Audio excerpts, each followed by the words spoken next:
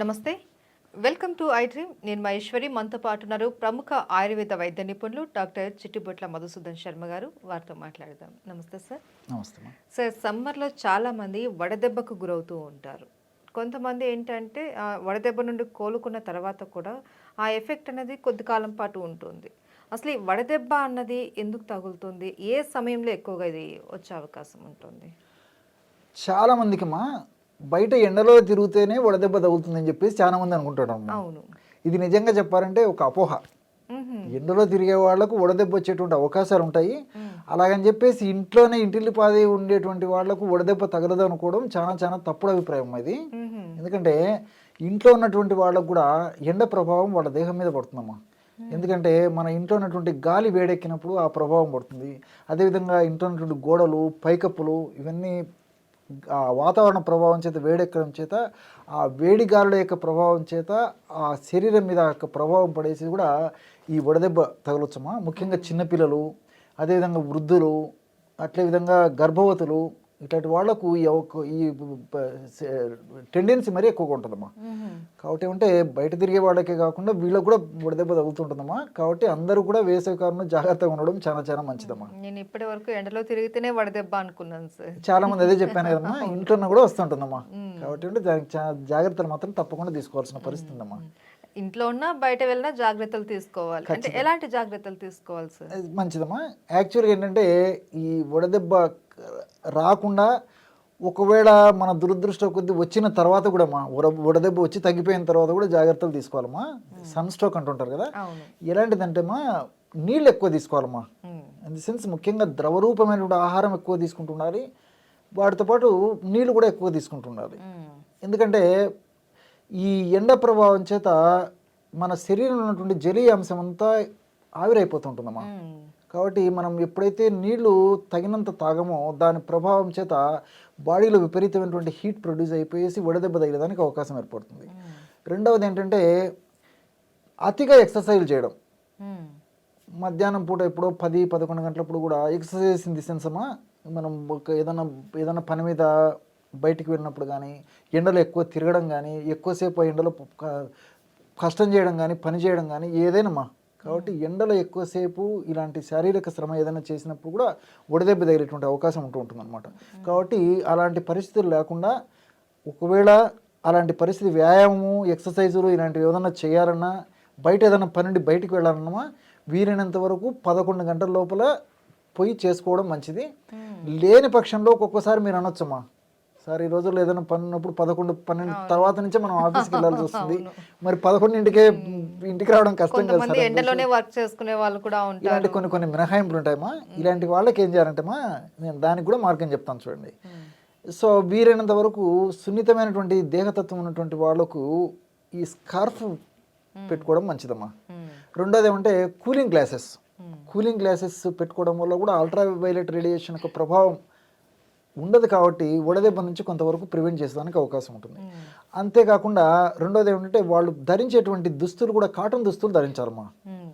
Cotton దుస్తులు వీలైనంత వరకు తెలుపు అయితే ప్రధానంగా బాగుంటుంది. కాటన్ దుస్తులు తెలుపు ప్రధానంగా ఉన్నటువంటి రంగుతో తీసుకున్నటువంటి దుస్తులు అయితే సరిపోతుందమ్మా. అట్లే ఇంతకుముందు చెప్పాను కదమ్మా, నీళ్లు తాగుతుండాలి. అట్లే కొబ్బరి బొండం నీళ్ళు కానీ, ఈ చెరుకు రసం కానీ, తర్వాత పుచ్చకాయ రసం కానీ, కర్బూజ రసం కానీ, ఇలా సీజన్లో దొరికేటువంటి ఇతర పళ్ళ రసాలు కానీ, ఇలాంటి పళ్ళ రసాలు బాగా తీసుకుంటుండాలమ్మా. తాటి ముంజలు దొరికేటువంటి ఉన్నటువంటి పరిస్థితిలో తాటి ముంజలు ఇలాంటివి బాగా తీసుకోవడం వల్ల శరీరంలో ఎలక్ట్రోలైట్స్ ఇంబ్యాలెన్స్ లేకుండా ఉంటుంది. అదేవిధంగా ద్రవాంశం కూడా ఇంబ్యాలెన్స్ లేకుండా, ద్రవాంశం తగ్గకుండా ఇవన్నీ మనల్ని కాపాడుతుంటాయమ్మా. సో ఇలాంటి వాడుకోవడం వల్ల వడదెబ్బ అంత త్వరగా రాకుండా ఉండేందుకు అవకాశం ఏర్పడుతుంది. వీలైనంత వరకు పని త్వరగా ముగించుకొని వచ్చేదానికి ప్రయత్నం చేయాలి. లేనటువంటి పరిస్థితుల్లో ఇలాంటివి కూడా పాటించవచ్చమ్మా. రెండోది ఏంటంటే తీసుకునేటువంటి ఆహారంలో కూడా ఈ మసాలాలు, ఉప్పు, కారము, స్పైసీ దట్టించినటువంటి ఫుడ్ తీసుకోకూడదమ్మా. అది అసలు మానేస్తే మంచిది. తప్పని పరిస్థితుల్లో చాలా మితంగా తీసుకోవాలమ్మా. సాత్వికమైనటువంటి ఆహారము, ప్రకృతిలో దొరికేటువంటి ఆహారము, సహజ సిద్ధమైనటువంటి ఆహారము, ఈజీగా జీర్ణమైనటువంటి ఆహారమే తీసుకోవాలి. కానీ ఎక్కువ నూనెతో తయారు చేసినటువంటి పదార్థాలు కానీ, మసాలా పదార్థాలు కానీ తీసుకోకూడదమ్మా. ఎందుకంటే అవన్నీ అరగడం లేట్ అవుతుంది. ఆ యొక్క ప్రభావం చేత బాడీలో రకరకాలైన మార్పులు జరిగేసి ఒక్క ఎండ దెబ్బనే కాకుండా అంటే ఈ వడదెబ్బనే కాకుండా మిగతా రకాలైనటువంటి అనేక రకాలైనటువంటి కడుపులో మంట, గ్యాస్. గ్యాస్ ఇలాంటి అనేక రకాలైనటువంటి ఉపద్రవాలు కలుగుతాయి కాబట్టి ఈజీగా సింపుల్గా జీర్ణమయ్యేటువంటి ఆహారం తీసుకోవడం చాలా చాలా మంచిదమ్మా. అది కూడా ఏంటంటే ప్రకృతిలో దొరికేటువంటి పదార్థాలకు ఎక్కువ ప్రాధాన్యత ఇవ్వడం మంచిదమ్మా. ఆకుకూరలు, కూరగాయలు అంటే ఈ స్ప్రౌట్స్ ఇలాంటివి తీసుకోవడం చాలా చాలా మంచిదమ్మా. పళ్ళు ఇలాంటివి సహజసిద్ధంగా దొరికేటువంటివి తీసుకోవడం మంచిది. సలాడ్స్ ఇవన్నీ మనకు కూరగాయల నుంచి సలాడ్స్ తీసుకుంటాం కదమ్మా, ఈ సలాడ్స్ ఇలాంటి వాటిని ఎక్కువ వాడడం మంచిదమ్మా. నీటితో పాటు పళ్ళ రసాలతో పాటు పళ్ళతో పాటు ఇలాంటి పదార్థాలు కూడా తీసుకోవడం వల్ల మనకు వడదెబ్బ నుంచి రక్షణ పొందేందుకు అవకాశం ఏర్పడుతుందమ్మా. అయితే సార్ కొంతమంది ఈ సన్ స్ట్రోక్ తగలంగానే హైరాణ పడిపోతూ ఉంటారు, భయపడిపోతూ ఉంటారు. ఇప్పుడు ఏం చేయాలి, ఏంటి, ఏం తెలియకనా ఉంటుంది. సో వడదెబ్బ తగిలినప్పుడు మనము ఎలాంటి ప్రథమ చికిత్స చేయించాలి, డాక్టర్ కన్నా ముందు మనమే కొన్ని చికిత్సలు చేసుకోవడం బెటర్ అనేసి అంటూ ఉంటారు కదా, ఏంటి అది? దానికంటే ముందు మరొక విషయం కూడా చెప్పేసి ప్రథమ చికిత్స చెప్తానమ్మా. చాలా మందికి సన్ స్ట్రోక్ వడదెబ్బ లక్షణాలు కూడా చాలా మందికి అవగాహన ఉండదమ్మా. అవును. సో అసలు లక్షణాలు ప్రధానంగా మనం ఎలా గుర్తుపట్టాలంటే విపరీతమైన జ్వరం వచ్చేస్తుంది, హై టెంపరేచర్, తర్వాత ఒళ్ళు టచ్ చేస్తే విపరీతమైనటువంటి వేడి ఉంటుందమ్మా. ఆ తలనొప్పి భరించలేరు, నోరంతా ఎండిపోతూ ఉంటుంది. అదేవిధంగా కాళ్ళు చేతులు విపరీతమైన నీరసమా. అదేవిధంగా పిక్కలు పిండేసినట్టు ఉంటాయి, పిక్కలు లాగినట్టు ఉంటాయి. ఇలాంటి అనేక రకాలైన సమస్యలు ఉంటాయమ్మా. ఒక్కొక్కసారి బీపీ కూడా ఫాలో అయిపోతుంది, నీరసము, సొమసిల్లిపోతారు, మాట్లాడలేరు, విపరీతమైన దాహం వేస్తూ ఉంటుంది. ఇలాంటి అనేక రకాలైన లక్షణాలు ఉంటాయమ్మా. సో ఇలాంటి లక్షణాలను బట్టి ఆ సీజన్ బట్టి సన్ స్ట్రోక్ వచ్చేటువంటి అవకాశాలు ఉన్నాయని చెప్పేసి జాగ్రత్త పడాలమ్మా ప్రధానంగా. అటువంటి పరిస్థితి ఎదురైనప్పుడు ఏం చేయాలంటే అమ్మా, ఆ లక్షణాలు ఉన్నటువంటి వ్యక్తిని ఒక చల్లని ప్రాంతానికి తరలించేసి ప్రత్యేకమైనటువంటి కేర్ తీసుకోవాలమ్మా. ఎలాంటి కేర్ అంటే తడి బట్టలో తడి నీళ్ళల్లో అంటే చల్లటి నీళ్ళల్లో బట్టను ముంచేసేసి ఆ తడి బట్టని ఒళ్ళంతా తుడుస్తుండాలమ్మా. దాంతోపాటు చల్ల నీళ్లు కూడా ఒళ్ళంతా చల్లుతుండాలన్నమాట. ఈ విధంగా చేయడం వల్ల చాలా త్వరగా రికవర్ వచ్చేటువంటి పరిస్థితి ఏర్పడుతుంది. దీనికి తోడు ఈ యొక్క చల్ల నీళ్ళల్లో బట్టను ముంచేసి మనం పిండుతాం కదమ్మా, ఆ తడి బట్టని ముఖ్యంగా ఈ తల భాగంలో కణత భాగంలో తరచుగా దాంతో పెడుతుండాలమ్మా. ఆరిపోయి ఆవిరైపోయేసరికి మళ్ళీ నీళ్ళలో ముంచేసి మళ్ళీ పెడుతుండాలి. ఈ విధంగా చేయడం వల్ల సన్ స్ట్రోక్ నుంచి చాలా త్వరగా బయటపడేందుకు అవకాశం ఏర్పడుతుందమ్మా. వీటితో పాటు ఆహారంలో కూడా ద్రవరూపమైన ఆహారం అంటే ఈ ఎలక్ట్రోలైట్స్ ఉన్నటువంటి ఆహార పదార్థాలు ఎన్నో, ఇప్పుడు పళ్ళ రసాలు ఇవన్నీ ఉన్నాయి కదమ్మా, ఇలాంటివన్నీ కూడా ఎక్కువ ఇవ్వాలమ్మా ఆ టైంలో. రెండోది ఏంటంటే ఈ ఉల్లిగడ్డ అంటారమ్మా, ఉల్లిగడ్డని ఆనియన్ అని చెప్పేసి ప్యాజ్ అని ఎర్రగడ్డని ఒక ప్రాంతాల్లో ఒక పేరుతో పిలుస్తుంటారు. ఆ ఉల్లిగడ్డ కూడా చాలా అద్భుతంగా పనిచేస్తుందమ్మా. వడదెబ్బ నుంచి తక్షణమే ఉపశమనం పొందేందుకు, ఆ లక్షణాలు త్వరగా తగ్గేందుకు కూడా ఉల్లిగడ్డ ఉపయోగపడుతుంది. ఉల్లిగడ్డ దంచేసేసమ్మా ఒక బట్టలో కట్టేసేసి ఆ పేషెంట్కి ముక్కు దగ్గర పెడుతుండాలమ్మా. ఉల్లిగడ్డలో స్మెల్ చూపించాలి. ఉల్లిగడ్డలో ఉన్నటువంటి రసాయన పదార్థాల ప్రభావం చేత కూడా ఈ మెదడులో ఈ టెంపరేచర్ను రెగ్యులేట్ చేసేటువంటి సెంటర్ డిస్టర్బ్ అయిపోయి ఉంటుందమ్మా.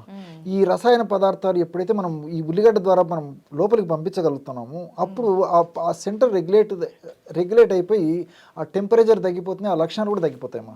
ఇది చాలా చాలా ముఖ్యం. రెండవది ఏంటంటే ఉల్లిగడ్డ రసం, ఇవన్నీ చాలా చిన్న చిన్న చిట్కాలమ్మా, ఈజీగా తయారు చేసుకోవచ్చు, నిమిషాల్లో తయారు చేసుకోవచ్చు. ఉల్లిగడ్డ రసం తీసుకొని ఆ ఉల్లిగడ్డ రసాన్ని కూడా ఒక బట్టను ఉల్లిగడ్డ రసంలో ముంచేసేసి నేను చెప్పినట్లే ఇంతకుముందు నీళ్ళను ఏ విధంగా అయితే మనం ఈ తలకి ముఖ్యంగా ఈ ప్రాంతంలో కణతలకి నుదురు ఈ ప్రాంతానికి అంతా అప్లై చేసేసి అది ఆరిపోయేసరికి మళ్ళీ అందులో ముంచేసి మళ్ళీ పెడుతుండాలమ్మా. ఈ విధంగా చేయడం వల్ల కూడా ప్రాణాల నుంచి బయటపడగొట్టినటువంటి వాళ్ళం అవుతాం అనమాట. అంటే ప్రాణాపాయం నుంచి బయటపడగొట్టినటువంటి వాళ్ళం అవుతాం అనమాట. కాబట్టి ముందు లైఫ్ సేవింగ్ చాలా ముఖ్యం. ఇవన్నీ చాలా చాలా ముఖ్యం అమ్మా. అదే రెండోది ఏంటంటే ఒకవేళ ఒట్టివేళ్ళు గిన దొరికితే ఒట్టివేళ్లతో కూడా ఈ విధంగా తయారు చేసుకోవచ్చు అమ్మా. పూర్వకాలం అయితే ఒట్టివేళ్ళు ఇంచుమించు ఈ కాలంలో ముఖ్యంగా అందరి ఇళ్ళల్లో ఉండేవి, కానీ కాలానుగుణంగా ఈ సంస్కృతి పద్ధతులు మారిపోయాయి కాబట్టి ఒట్టివేళ్ళు ఉండేటువంటి పరిస్థితి లేదు. ఒకవేళ ముందు జాగ్రత్తగా అటువంటి వాళ్ళు ఎవరైనా తెచ్చుకొని పెట్టుకోవడం వల్ల ఒట్టివేళ్ళు కూడా ఈ వడదెబ్బ నుంచి చాలా రక్షణ పొందేందుకు ఉపయోగపడతాయమ్మా. ఈ ఒట్టివేళ్ళ చూర్ణం అమ్మా, ఒట్టివేళ్ళ చూర్ణాన్ని నీళ్ళలో కలిపేసేసి ఒక 2-3 నిమిషాలు అలాగే ఉంచిన తర్వాత అందులో ఈ బట్టను ముంచేసేసి ఇదే పద్ధతులమ్మా ఈ కణతలకి నుదురికి ఆ బట్టను పెట్టడం వల్ల కూడా బాడీ కూలేటువంటి పరిస్థితి ఉంటుందమ్మా. ఇలా రకరకాల ప్రయోగాలు, క్షేమదాయకమైనటువంటి ప్రయోగాలు చేయొచ్చమ్మా. చాలా త్వరగా కోలుకునేటువంటి పరిస్థితి ఏర్పడుతుంది. అయితే సార్ ఆఫ్టర్ ప్రథమ చికిత్స తర్వాత మళ్ళీ మనం డాక్టర్ని ఏమైనా సంప్రదించాలా లేకంటే అవసరం లేదా? అదేమ్మా, మీరు యాక్చువల్గా ఏంటంటే అమ్మా, వడదెబ్బ తగిలినప్పుడు సమస్య చాలా తీవ్ర రూపం దాల్చి ఉంటుంది కాబట్టి క్రమక్రమంగా పెరుగుతుందమ్మా తీవ్ర రూపం దాల్చడం అంటే. సో ఎప్పుడైతే ఈ లక్షణాలు తగ్గిపోయి బాగుందో చాలా వరకు 100కి 99% మందిలో ఎలాంటి ప్రాబ్లం ఉండదు. అలా అని చెప్పేసి నిర్లక్ష్యం మాత్రం చేయకూడదమ్మా. అవసరాన్ని బట్టి సమీపంలో ఉంటున్న వైద్య నిపుణులను సంప్రదిస్తే వాళ్ళు బీపీ, పల్సు, ఇతర చిన్న పరీక్షలు ఏమైనా ఉంటే చేసేస్తే అదొక భరోసాగా ఉంటుందమ్మా అని తీసుకోవాల్సిన కొన్ని వాళ్ళు జాగ్రత్తలు డాక్టర్ గారు చెప్తారు కాబట్టి. అమ్మా, శంకులో వస్తేనే తీరుతాం కదమ్మా. ఇప్పుడు మామూలు వాళ్ళు చెప్తే, పేరెంట్స్ చెప్పినా, వాళ్ళ బంధువులు చెప్పినా, స్నేహితులు చెప్పినా, ఇంటి పక్కన వాళ్ళు చెప్పినా జనరల్గా అంత పట్టింపు రాదు. కాబట్టి శంకులో వస్తేనే తీరుతాం. సో డాక్టర్ గారు చెప్తే దానికి ఒక విలువ ఉంటుంది కాబట్టి కొంచెం జాగ్రత్త పడతారు కాబట్టి మళ్ళీ ఇబ్బంది ఉండదమ్మా. Thank you so much.